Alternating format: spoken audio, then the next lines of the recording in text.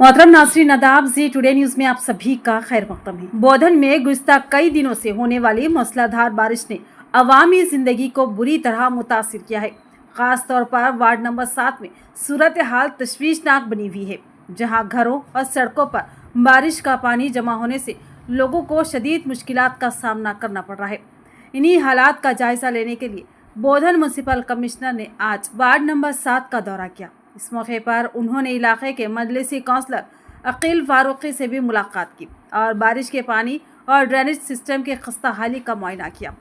साबिका counsellor Aqeel Farooqui ने media से मुखातिब होते हुए बताया कि गुज़िश्ता BRS हुकूमत के दौर में यहाँ के अवाम को सिर्फ वादों के ज़रिए बहलाया फुसलाया गया, लेकिन न सड़कों की तामीर हुई, न ही ड्रेनेज के मसाइल हल किए गए।